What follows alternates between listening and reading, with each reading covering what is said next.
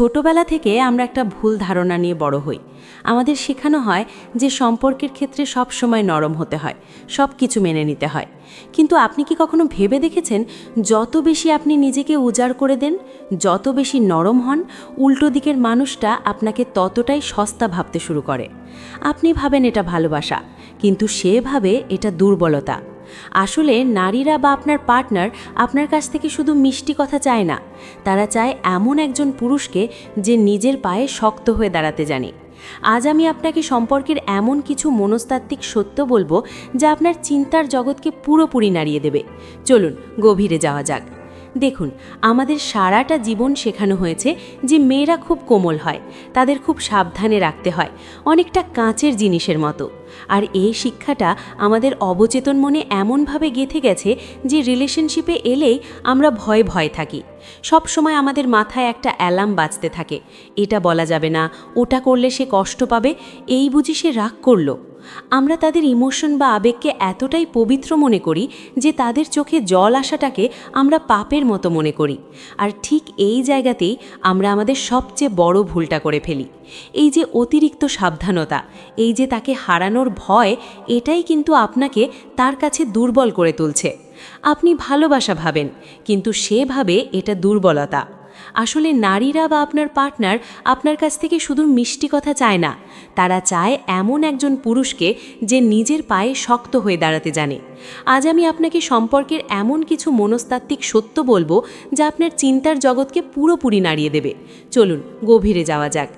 দেখুন, আমাদের সারাটা জীবন শেখানো হয়েছে যে মেয়েরা খুব কোমল হয়, তাদের খুব সাবধানে রাখতে হয়, অনেকটা কাঁচের জিনিসের মতো। আর এই শিক্ষাটা আমাদের অবচেতন মনে এমনভাবে গেঁথে গেছে যে রিলেশনশিপে এলেই আমরা ভয়ে ভয়ে থাকি। সবসময় আমাদের মাথায় একটা অ্যালার্ম বাজতে থাকে, এটা বলা যাবে না, ওটা করলে সে কষ্ট পাবে, এই বুঝি সে রাগ করলো। আমরা তাদের ইমোশন বা আবেগকে এতটাই পবিত্র মনে করি যে তাদের চোখে জল আসাটাকে আমরা পাপের মতো মনে করি। আর ঠিক এই জায়গাতে আমরা আমাদের সবচেয়ে বড় ভুলটা করে ফেলি। এই যে অতিরিক্ত সাবধানতা, এই যে তাকে হারানোর ভয়, এটাই কিন্তু আপনাকে তার কাছে দুর্বল করে তুলছে। আপনি সাহস করে কখনো নিজের আসল রূপটা তাকে দেখাতেই পারেন না। আপনার মনে সব সময় এই ভয় কাজ করে যে আমার কোনো আচরণে যদি সে আমাকে ছেড়ে চলে যায়। কিন্তু বিশ্বাস করুন, ভালোবাসা মানে এই নয় যে আপনি কাউকে রানীর মতো মাথায় তুলে রাখবেন আর নিজে প্রজার মতো থাকবেন। ভালোবাসা তখনই সত্যিকারের এবং গভীর হয় যখন আপনার পার্টনার আপনার মধ্যে একটা শক্তি দেখতে পায়। সে যখন দেখে যে এই মানুষটার একটা মেরুদণ্ড আছে, এই মানুষটা সৎ এবং নিজের আত্মসম্মানের সাথে কোনো আপোষ করে না। একটা কথা খুব ভালো করে মাথায় গেঁথে নিন, মিষ্টি কথায় চিড়ে ভেজে না, শুধু ভালো ব্যবহার দিয়ে সম্পর্ক টেকে না। একটা মেয়েকে বা আপনার সঙ্গীকে সত্যিকারের আকর্ষণ করার জন্য প্রয়োজন ভারসাম্য বা ব্যালেন্স। কখনো আপনার যত্ন, আবার কখনো আপনার দৃঢ়তা। শক্তি মানে কিন্তু এই নয় যে আপনি তার সাথে খারাপ ব্যবহার করবেন বা নিষ্ঠুর হবেন। শক্তি মানে হলো নিজের কাছে সৎ থাকা, নিজের আত্মসম্মান বজায় রেখে পরিবারের পাশে, বন্ধুদের পাশে এবং অবশ্যই আপনার সঙ্গীর পাশে দাঁড়ানো। পরিবার, মা বাবা এরা আপনাকে নিঃস্বার্থ ভালোবাসা দেবে, সান্ত্বনা দেবে। কিন্তু রোম্যান্টিক সম্পর্কের সমীকরণটা একটু আলাদা। এখানে শুধু ভালো মানুষ হওয়াটাই যথেষ্ট নয়, এখানে সততা, শক্তি এবং ব্যক্তিত্বের এক অদ্ভুত সংমিশ্রণ লাগে। আপনার পার্টনার শুধু এটা দেখে না যে আপনি তার সাথে কতটা ভালো ব্যবহার করছেন, সে এটাও খেয়াল করে যে আপনি মানুষ হিসেবে কতটা শক্ত। একটা গোপন কথা বলি, মেয়েরা কিন্তু অবচেতনভাবে আপনাকে পরীক্ষা করে। আমরা অনেকেই মেয়েদের মন জয় করার উপায় খুঁজতে গিয়ে নিজেকে হারিয়ে ফেলি। কিন্তু সে আসলে দেখতে চায় কঠিন পরিস্থিতিতে আপনি কি ভেঙে পড়েন নাকি শক্ত হাতে হাল ধরেন। সে মাঝে মাঝে ইচ্ছে করেই পরিস্থিতি কঠিন করে তোলে এটা দেখার জন্য যে আপনি কতটা দৃঢ়। এখন প্রশ্ন হলো, এই পরীক্ষায় আপনি পাশ করবেন কিভাবে?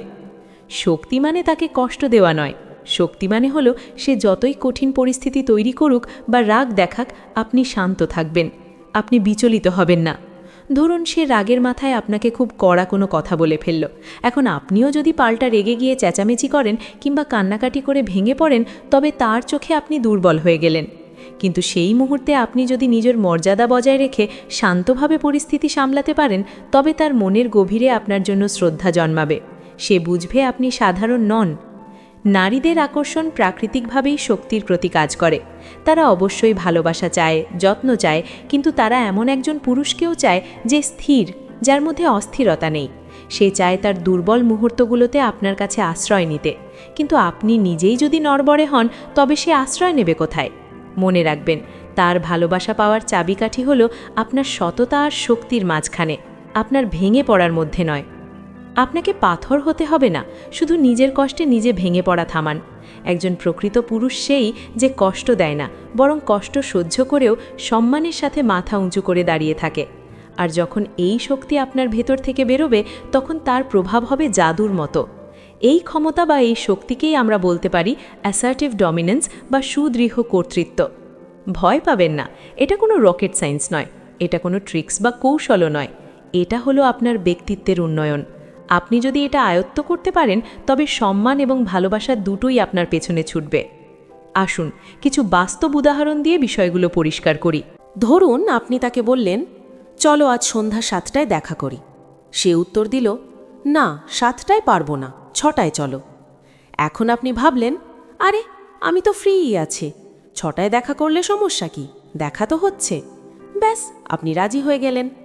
আপাত দৃষ্টিতে এটা খুব সাধারণ মনে হতে পারে, কিন্তু সমস্যাটা এখানেই শুরু হয়। আপনি যখন বারবার শুধুমাত্র তাকে খুশি করার জন্য নিজের প্ল্যান বদলাতে থাকেন, তখন আপনি নিজের অজান্তেই তার কাছে আপনার গুরুত্ব বা ভ্যালু কমিয়ে ফেলছেন। সে বুঝতে পারে আপনার সময়ের কোনো দাম নেই এবং আপনি তার জন্য সব সময় অ্যাভেলেবল। শ্রদ্ধা বা রেসপেক্ট তখনই আসে যখন আপনি নিজের কথার উপর অটল থাকেন। তবে হ্যাঁ, এর মানে এই নয় যে আপনি ইগো দেখাবেন। এটা ইগো নয়, এটা হলো বাউন্ডারি বা সীমানা। আপনি যদি সত্যি ব্যস্ত থাকেন এবং 7টাই আপনার জন্য সুবিধাজনক হয়, তবে সেখানেই স্থির থাকুন। যদি সে রাজি হয় ভালো, আর যদি সে রাজি না হয়, তবে শান্তভাবে বলুন, ঠিক আছে, তাহলে আজ আর দেখা হচ্ছে না, আমরা অন্য কোনো সময় দেখা করব। শুনতে খুব সহজ লাগছে, তাই না? কিন্তু সেই মুহূর্তে এটা করা খুব কঠিন, কারণ আপনার মন বলবে, আজ দেখা না হলে তো মিস করব, কিংবা সে যদি রাগ করে। কিন্তু এখানেই আপনাকে সম্পর্কে নিজের গুরুত্ব বাড়ানোর উপায় শিখতে হবে। আপনাকে মনে রাখতে হবে গোল্ডেন রুল: কাউকে হারানোর ভয়ে নিজের আত্মসম্মান বিসর্জন দেবেন না। আপনি যদি সবসময় তার সব কথায় হ্যাঁ বলেন, তবে সে হয়তো আপনার সাথে থাকবে, কিন্তু সে আপনাকে সম্মান করবে না। আর সম্মান ছাড়া ভালোবাসা বেশি দিন টেকে না। সে চায় আপনি মাঝে মাঝে না বলুন। যখন আপনি না বলেন, তখন সে হয়তো সাময়িক বিরক্ত হয়, কিন্তু মনে মনে সে খুশি হয়। সে ভাবে এই ছেলেটার নিজস্বতা আছে। তাই দ্বিধা হলে নিজেকে বলুন, না, আমাকে আমার অবস্থানে অনড় থাকতে হবে। এখন অনেকে প্রশ্ন করেন, আমি যদি না বলি আর সে যদি আমাকে ছেড়ে চলে যায়? ভাই, যে মানুষটা আপনার সামান্য বাউন্ডারি বা সীমানাকে সম্মান করতে পারে না, সে আপনার জন্য সঠিক মানুষ নয়। আপনি নিজের ভ্যালু বাড়ালে সঠিক মানুষরা এমনিতেই আপনার জীবনে আসবে।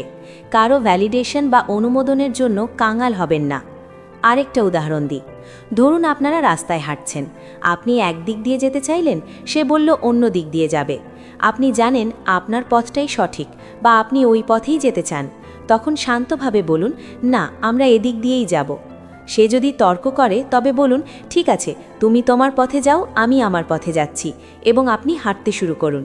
এটা শুনে হয়তো আপনার মনে হচ্ছে, এতে তো সে একা হয়ে যাবে, সে যদি আর ফিরে না আসে। বিশ্বাস করুন, যখন সে দেখবে আপনি তাকে ছাড়াই এগিয়ে যেতে পারছেন, আপনি তাকে ছাড়া চলতে ভয় পান না, তখন সে আপনার পেছনে আসবে।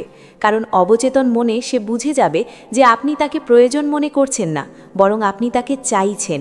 আর প্রয়োজন এবং চাওয়ার মধ্যে অনেক পার্থক্য। মেয়েরা সেই পুরুষের প্রতিই আকর্ষণ বোধ করে যার নিজের জগৎ আছে এবং যে কারোর জন্য নিজের জগৎ থামিয়ে রাখে না। এবার আসি অর্থের ব্যাপারে। রিলেশনশিপে টাকা খরচ করার বিষয়টা নিয়ে অনেক বিভ্রান্তি আছে। পুরুষের আচরণের ওপর ভিত্তি করে তাদের 3 ভাগে ভাগ করা যায়। প্রথমত কৃপণ বা মাইজার, যে 1 টাকাও খরচ করতে চায় না। এদের কথা বাদই দিলাম, কারণ এদের প্রতি কারো সম্মান থাকে না। দ্বিতীয়ত প্যাসিভ প্রোভাইডার। এরা হলো সেই সব পুরুষ যারা মনে করে টাকা দিয়ে ভালোবাসা কেনা যায়। এরা সবসময় গিফট দেয়, সব বিল মেটায়, দামি রেস্টুরেন্টে নিয়ে যায়, শুধু এই আশায় যে মেয়েটি তাকে ভালোবাসবে। কিন্তু দুঃখের বিষয় হলো, এরা সবসময়ই ব্যর্থ হয়। এরা গোল্ড ডিগারদের শিকার হয় এবং একসময় ব্যবহৃত হয়ে ছুঁড়ে ফেলা হয়। তৃতীয়ত ডমিনেন্ট বা স্মার্ট প্রোভাইডার। আপনাকে এটাই হতে হবে। একজন স্মার্ট প্রোভাইডার খরচ করে কারণ সে সক্ষম, সে দায়িত্বশীল। সে কারো ভালোবাসা পাওয়ার জন্য খরচ করে না, সে খরচ করে কারণ এটা তার স্বভাব। টাকা খরচেরও কিছু ধরন আছে, আপনাকে বুঝতে হবে কোনটা করবেন আর কোনটা করবেন না।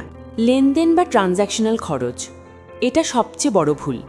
ধরুন মেয়েটি আপনার সাথে ঠিকমতো কথা বলছে না, আপনাকে ইগনোর করছে, আর আপনি তার মনোযোগ পাওয়ার জন্য তাকে দামি গিফট দিলেন বা তার কোনো বিল পে করে দিলেন। আপনি ভাবছেন এতে সে খুশি হয়ে আপনার সাথে কথা বলবে। এটা বোকামি।